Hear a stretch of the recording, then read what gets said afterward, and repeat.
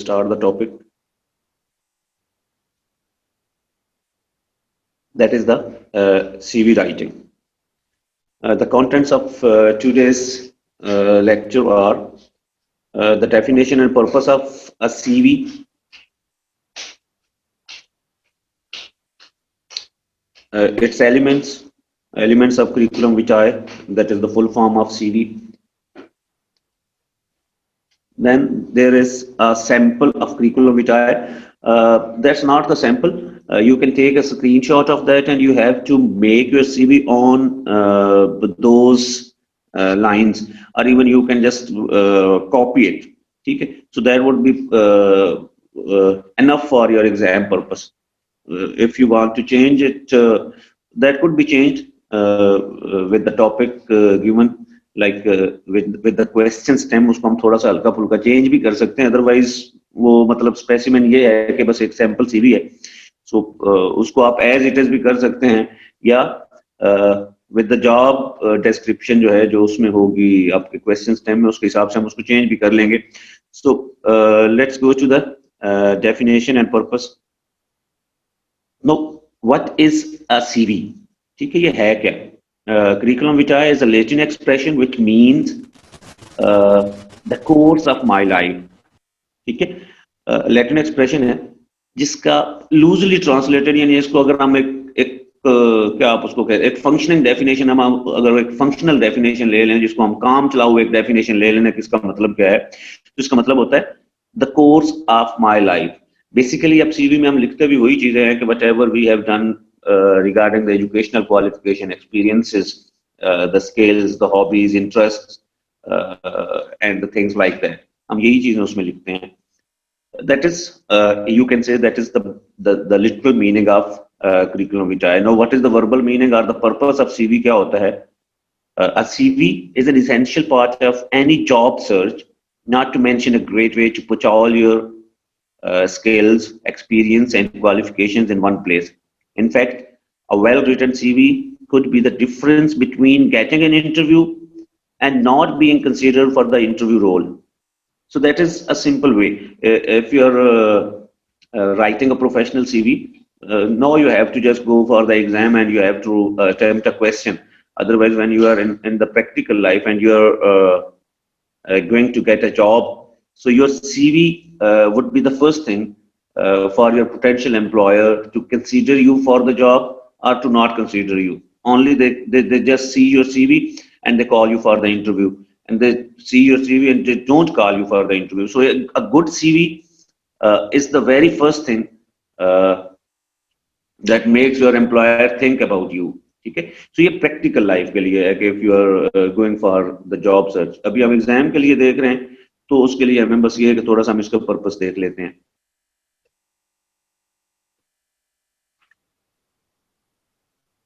Now, what are the elements of the CV? According to exams point of view, there can be some more things, but we'll discuss the necessary elements. That how can we make a CV give us good marks? Basically, we are going to attempt a question in the exam, so we are concerned with the getting of marks, not getting the job in itself. So elements of a CV. That is contact information, personal statement or the objective, then educational qualification, then skills, experience, interest and hobbies, reference, and in the end, declaration. So these are the elements of a CV, and the specimen or the sample that I would show you that would contain all these contents. Now, अब आप हम इसको one by one discuss करेंगे कि contact information में आपके क्या होना चाहिए. First thing, that is the contact information. Name and surname. Surname means family name. Address है, आपका ईमेल आईडी है, एंड द फोन नंबर. ठीक है, that how your employer can contact you. Then personal statement और objective. ये basically यही होता है कि दैट पर्सनल स्टेटमेंट जो है,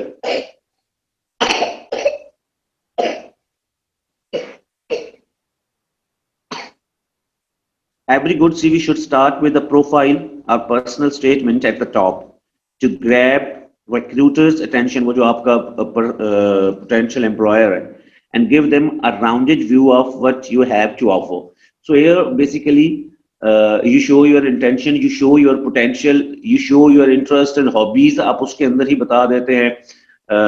You show your way forward, that what you are looking for and what you can offer. So वो जो personal statement और the objective जो होता है उसमें आप ये बता देते हैं कि आपको किस तरह की जॉब चाहिए, किस तरह की ऑर्गेनाइजेशन में आप जाना चाहते हैं, किस तरह का रवैया आप ऑर्गेनाइजेशन से में देखना चाहते हैं, और फिर उसमें आपकी आउटपुट क्या हो सकती है. सो पर्सनल स्टेटमेंट में आप ये बताते हैं अपने बारे में.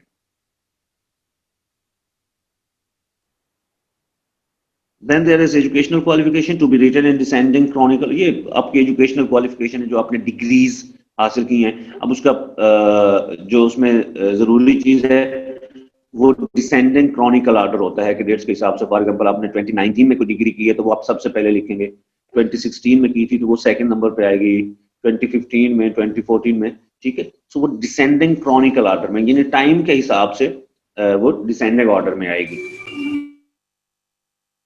देन आपकी स्किल्स हैं. This core skills list creates a snapshot of your offerings. अब ये स्किल्स आपकी एजुकेशनल क्वालिफिकेशन से हटके होती हैं. For example you are good at making friends, ये आपकी एक स्किल है. यू आर एक्सट्रोवर्ट, आप अपने जज्बात का खुल के इजहार करते हैं, आपकी स्किल है. You can be introvert as well. ठीक है, वो तमाम आपकी स्किल्स है. You are good at MS office, PowerPoint, क्योंकि आजकल आईसीटी का वो है दौर है. आप जहां भी जाएंगे, आप किसी भी किस्म की जॉब में जा रहे होंगे, कंप्यूटर लिटरेसी जो है ना वो यानी बताएं या ना बताएं लेकिन वो ऑलमोस्ट मस्ट ही हो गई है. ठीक है. तो आप उसका बता सकते हैं कि how good you are at computer. ठीक है. तो ये आपकी स्किल्स है. The core skills list creates a snapshot of your offerings which can be digested by employers. That is aside from your educational qualification. जो आपकी एजुकेशनल क्वालिफिकेशन है उसके उससे हटके हैं ये स्किल्स. यानी आप उनको ये स्किल्स भी बता रहे होते हैं कि आप, यानी अगर उन्हें उन स्किल्स की भी अगर जरूरत पड़े beside your educational qualification, beside जो उनकी प्राइमरी जॉब है, जो आपने जो वो प्राइमरी जॉब आप ऑफर कर रहे हैं, उसके अलावा अगर उन्हें आपकी जरूरत पड़े तो आपके अंदर ये स्किल्स भी हैं कि वो भी उनके फायदे के लिए वो उनको यूज कर सकते हैं. Which can be digested by employers as soon as they open the CV. Then your experience, that is the work experience. अब जिस जॉब के लिए आप जा रहे हैं, इसमें मैं आपको बार बार अगेन एजुकेशनल क्वालिफिकेशन और एक्सपीरियंस जो है that can be changed according to stem of the question. Question में आपको जिस तरह का उन्होंने अगर जॉब स्पेसिफिकेशन दी होती है तो फिर उस हिसाब से हम एजुकेशनल क्वालिफिकेशन भी चेंज कर लेते हैं और एक्सपीरियंस भी चेंज कर लेते हैं. If you have work experience even in the form of voluntary roles or placements, यानी आपका वर्क एक्सपीरियंस है अच्छी जगह पे, वो बेशक आपका इंटर्नशिप हो, आपने वॉलंटियरली काम किया हो. ठीक है. तो उसको भी आप लिख सकते हैं.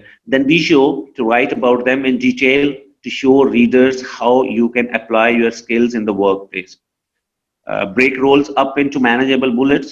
ये हम इसको बुलेट्स फॉर्म में लिखते हैं. वो अगर आप सीवी में देखेंगे भी, यानी पैराग्राफ्स हम उसके नहीं लिखते. Into manageable bullet points and try to include some impressive achievements for each one. Experience है और वहां पे आपने अचीव क्या किया है. ठीक है. You can only right the experience, not the achievements. ठीक है. आपका एक्सपीरियंस क्या है उस चीज में. ठीक है. आप उसके बारे में लिखेंगे. Then your interest and hobbies हैं अ सप्लीमेंट्री थिंग. ये नेसेसरी नहीं, ये इंटरेस्ट एंड हॉबीज एग्जाम के लिए ये नेसेसरी है, बट आपकी जो पर्सनल सीवी या प्रोफेशनल सीवी जो लिख रहे होंगे उसके लिए ये नेसेसरी एलिमेंट नहीं है, ये एक सप्लीमेंट्री एलिमेंट है. But shows your behaviour and gives an insight of you to your potential employer. ठीक. लेकिन आपकी जो इंटरेस्ट होती है, जो हॉबीज होती हैं, they basically reflect your personality. तो जो आपने इंटरेस्ट हॉबीज लिखी होंगी उससे आपके बारे में एक इनसाइट जो है वो आपके एम्प्लॉयर को पता चल जाती है. Then reference means if you know someone, if someone in the organization knows you, it is always necessary to have a reference. Sorry, it isn't always necessary.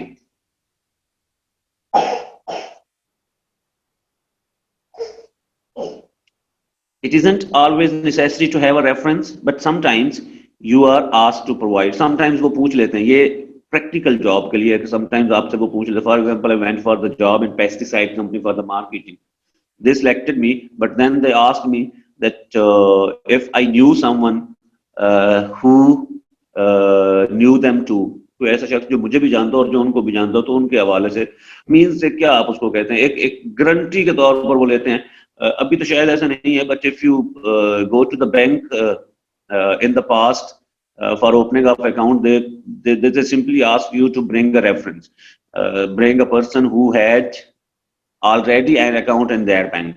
तो आप बैंक में अकाउंट खोलने के लिए भी जाते थे तो वो कहते थे भाई कोई ऐसा शख्स जिसका उस बैंक में अकाउंट हो तो वो आपकी गारंटी देगा, ठीक है। So that is the reference. उसके बाद डेक्लेरेशन है, whatever you have written in the CV is true to your knowledge. आपने ये भी लिखना होता है कि डेक्लेरेशन आप कर देते हैं कि जो कुछ भी आपने सीवी में लिखा है वो अकॉर्डिंग टू योर नॉलेज जो है वो करेक्ट है, ठीक है। अभी यहाँ तक if you want to ask any question बेटा आप यहाँ से पूछ सकते हैं, then we will go to the sample of the CV. ये हमारे कंटेंट्स हैं।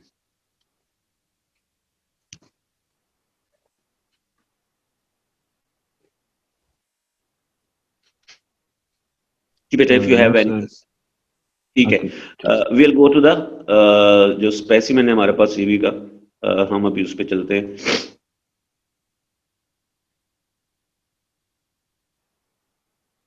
चलेंगे बेटा सीवी थोड़ा सा इसमें ना आप इसको देख ले, ये विजिबल है। असल में वो एक पेज पे आ नहीं रही थी, तो मैंने जरा इसको घसोड़ मसोड़ के एक पेज पे डाला है, फॉन्ट इसलिए छोटा करना पड़ा है। So I think it would be visible to you, मुझे तो जरा है विजिबल। यस सर, तो आप देख लें, ठीक है। सर हमने मतलब एग्जैक्ट ईमेल भी अपना ऐसे ही देना है, कॉन्टैक्ट भी ऐसे ही देना है? नहीं बेटा देख लेना, जैसे मैंने दिया वही इस तरह से देना है, ठीक है सर, ठीक है। You can put the crosses डाल दें, ठीक है। So we don't have to give our actual address, even not the name. Exam में हमने नेम भी नहीं देना, नेम देखें XYZ लिखा हुआ है, ठीक है। और you have to write it in this way. You can, जो इसमें आप चेंज कर सकते हैं, जो नेम लिखा है ना, वर्ड जो लिखा हुआ है नेम और दो डॉट्स, आप उसको रिमूव कर सकते हैं, वहां पे XYZ सिंपली वैसे ही लिख सकते हैं, या आप इस तरह से भी नेम और वो कॉलन डाल के तो आप XYZ लिख दें। सर नेम और ईमेल तो राइट साइड पे नहीं होता? इट इजंट नेसेसरी, आप you can right it in the centre, ये आपका मतलब वो टॉप पे भी आ सकता है। उसमें इसमें कोई बेटा वो स्पेसिफिक सीवी में कोई ऐसा फॉर्मेट नहीं है कि आप इसको कहाँ पे लिखेंगे, you can right it anywhere. और सर एड्रेस पे? जी बेटा सर एड्रेस भी हम लोग कुछ भी मतलब लिख दें, यानी जी बेटा से ये लिखा हो बस यही लिख दें, सिटी ABC लिख दें, ठीक है सर। एड्रेस और नेम और कांटेक्ट और ईमेल, बस यही मेरे वाला लिख दें जो लिखा हुआ है। ओके सर, ठीक है। So we don't have to give any clue about ourselves. Basically exam का पर्पस ये होता है, like we do it in the application और लेटर में जिस तरह हम करते हैं, तो same is the case with the CV writing, ठीक है। उसके बाद करिए, you can take a screenshot बेटा, इसको आप अपने पास रख लें। ये करियर ऑब्जेक्टिव जो है ये आप बेशक यही लिख लें हमेशा के लिए, ठीक है। सेकंड, अब ये वैसे यहाँ पे जरा छोटी लग रही है, ये काफी लेंथी सीवी है, वो 6-8 मार्क्स का आपका क्वेश्चन है, so it will do. Seeking to obtain a position,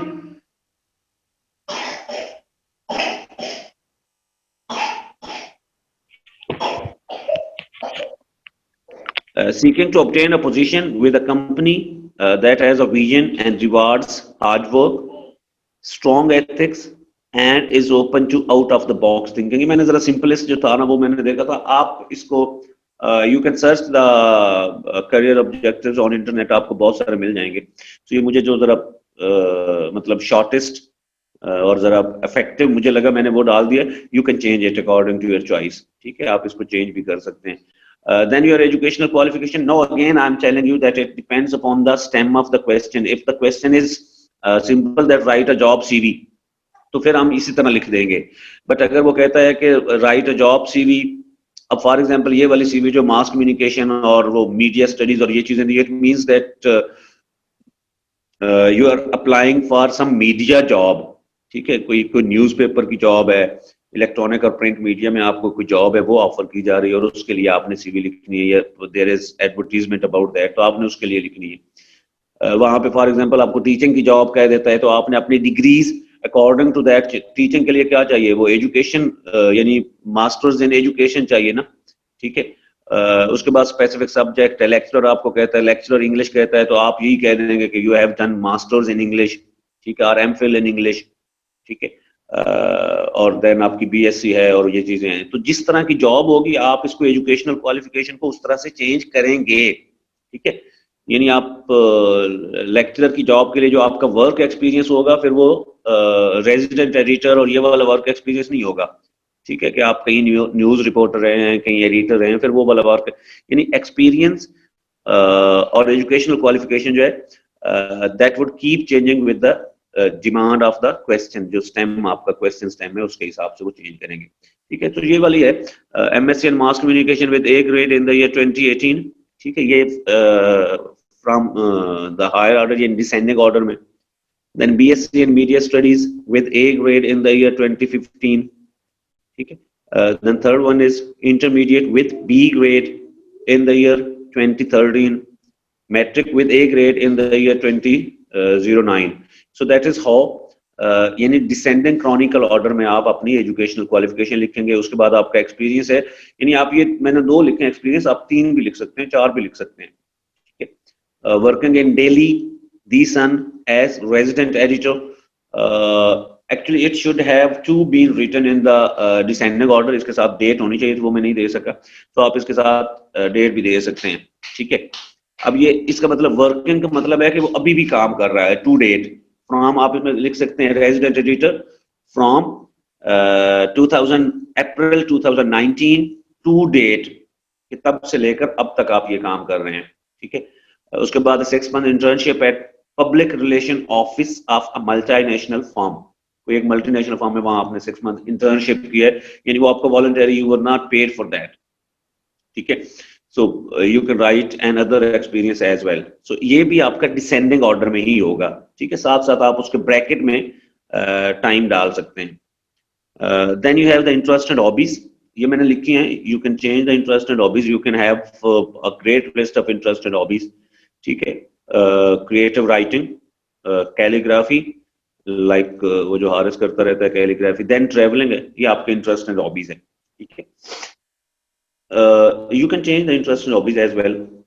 Then आपकी skills हैं, extrovert, proficient in MS Office and good at English and French, ये आपकी skills हैं, ठीक है। ये required skills नहीं है for that job, but ये आपकी extra skills हैं apart from the requirement of the employer, जो उन्होंने require किया है उससे जो extra आपकी skills हैं। उसके बाद यहाँ पे reference है, I would try कि ये 1 मिनट, हाँ ये बिल्कुल ये शो हो रहा है। देन है बेटा reference, you will simply write it will be provided on demand, यानी if they ask you to provide a reference, तो उसके लिए हम लिख देते होते हैं will be provided on demand. And last one is the declaration, ठीक है, इसको आप देख लें। I do hereby state that all the details mentioned above are accurate to the best of my familiarity and confidence. I bear the accountability for any blunder or mistake in the future. ठीक है, ये last वाला sentence बेशक आप निकाल दें, simply first sentence आप उसमें रख लें, ठीक है, कि मैं यहाँ पे डिक्लेयर करता हूँ कि मैंने जो कुछ भी अपनी सीवी के अंदर रखा है, लिखा है, वो मेरे नॉलेज और कॉन्फिडेंस के एतबार से वो यानी वो बेहतरीन है, यानी उसमें मैंने अपनी तरफ से कॉन्शियसली मैंने कोई गलती नहीं की है, ठीक है। तो वो मेरे नॉलेज और मेरी वाकफियत, मेरे कॉन्फिडेंस के एतबार से वो बेस्ट इंफॉर्मेशन है, एग्जैक्ट करेक्ट इंफॉर्मेशन है, ठीक है। आप ये डिक्लेयर कर देते हैं, ठीक है। So that is how you write a CV. अब ये आपकी सीवी है, no you can ask the question.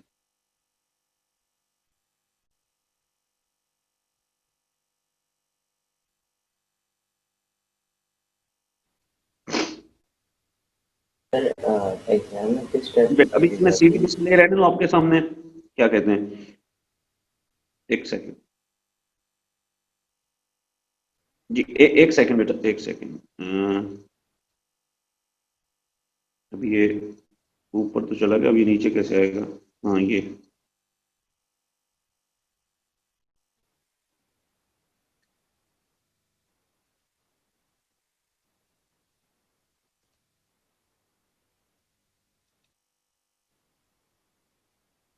जी बेटा आप करें, क्वेश्चन करें।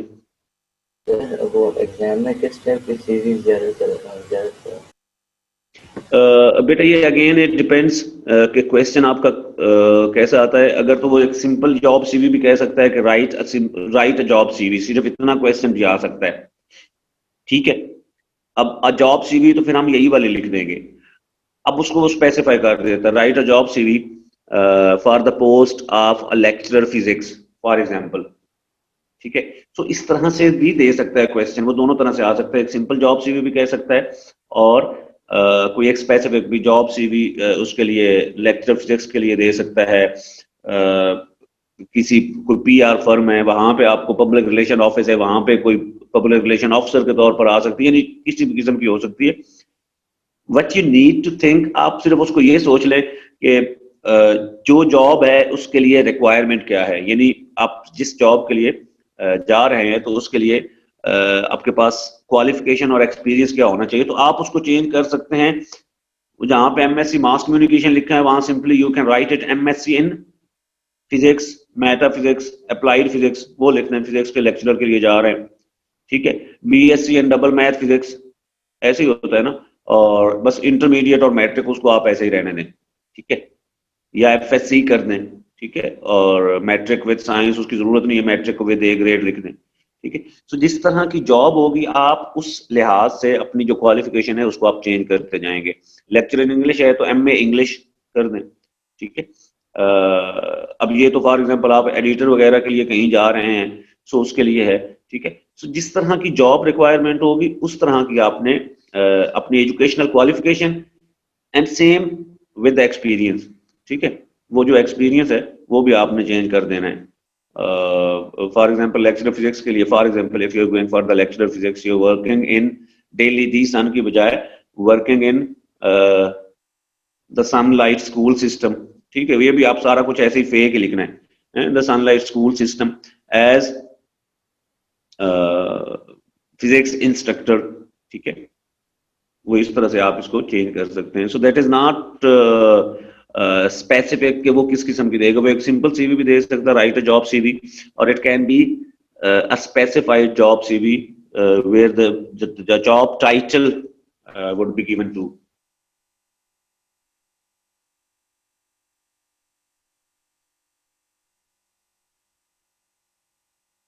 सही हेडिंग्स बोल्ड में लिखनी है? विच हेडिंग बेटा? जी जी जैसे बेटा, एजुकेशनल क्वालिफिकेशन। बिल्कुल बिल्कुल, ये बेटा बोल्ड लिखनी है।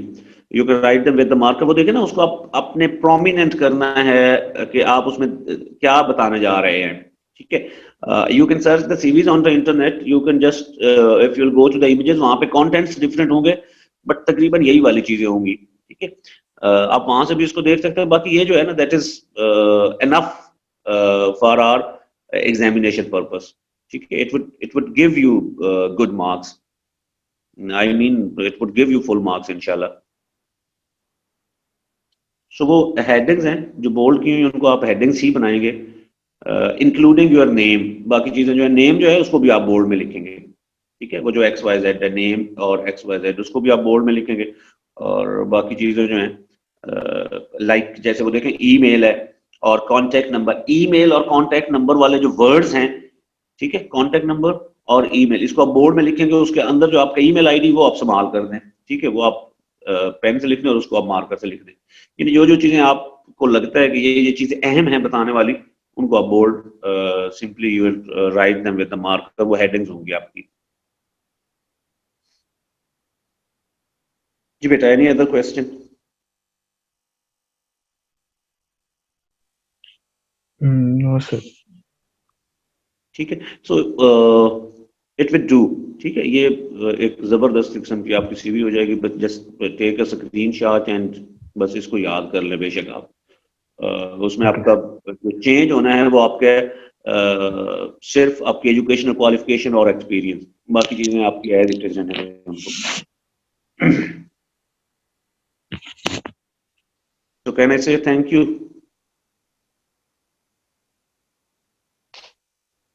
You welcome. Welcome sir. Welcome बेटा। अभी जो है